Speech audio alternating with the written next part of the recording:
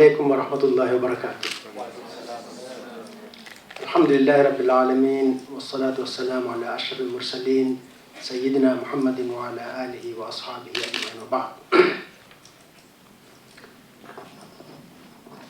Mr. Chairperson, and also Dean of the Faculty, and Dr. Angela MacDonald, Professor Kamal Hassan, respected scholars, brothers and sisters. Well, first of all, I would like to thank the International Islamic University, and in particular, the Faculty of Islamic Revealed Knowledge for hosting this event, and that also at very short notice. And also for the Australian High Commission for inviting me to come to Malaysia for this visit. The aim of this lecture is very simple. I'm interested in giving a very brief overview of what I call the contextualist approach to interpreting the Quran.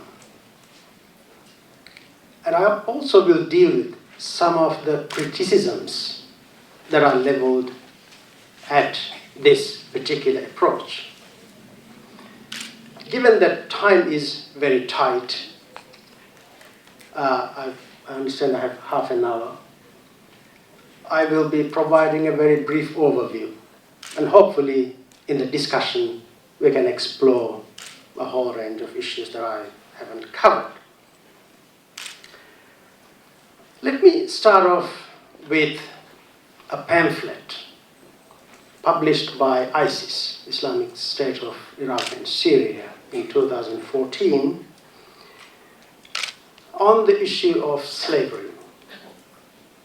In this pamphlet, ISIS justifies slavery, enslaving non-Muslim women and having sexual relations with them, for their fighters. They justified this on the basis of the Holy Quran, a very famous verse we all know, which is, I'll read it, "Successful are the believers who guard their chastity, except from their wives or the captives and slaves that their right hands possess, for then they are free from blame." Chapter 23, verses 5 to 6.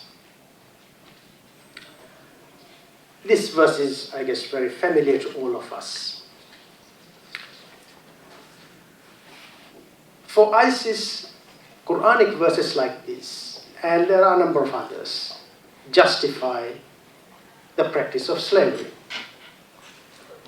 And from their point of view, there is no authority that can abolish slavery, because this is in the Holy Quran, very clearly spelled out. But if I ask you, or Muslims in general, about slavery, many of us would be very uncomfortable in saying that slavery is a relevant institution for us today. Many of us would have difficulty with this idea of having slaves or justifying slavery. The question for us is, how do we deal with a Quranic verse like this? How do we interpret that? Is the interpretation of ISIS acceptable, relevant? Is it reasonable? But if we follow the traditional methods of interpretation of Quranic verses like these, essentially the linguistic and legal method,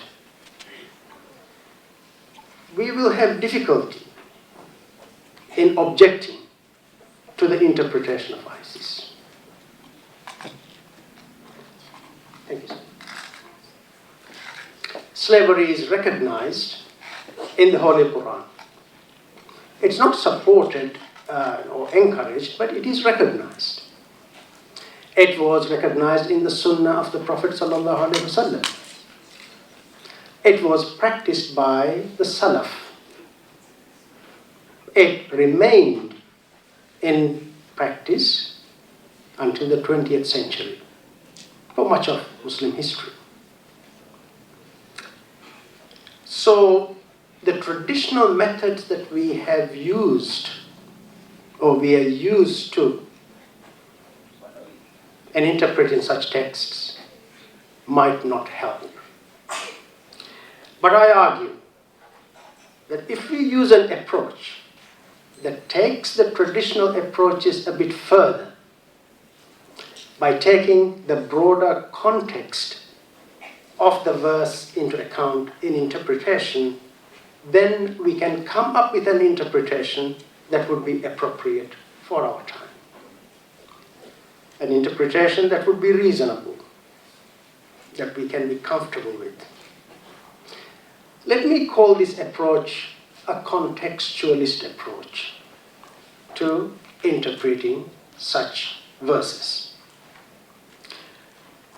So what exactly is this context-based or contextualist approach to interpretation?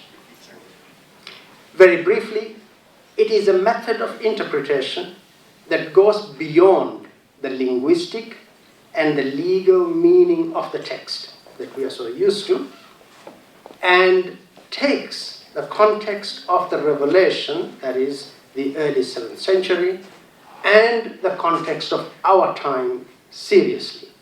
So I'm talking about two contexts: context of the revelation and context of our time. So to emphasize that this method starts off with linguistic analysis of the text. But it doesn't stop there. It also analyzes the context, that is the social, political, cultural, intellectual, economic context of the time of the revelation, and also the same context for our time. Let me make an observation first.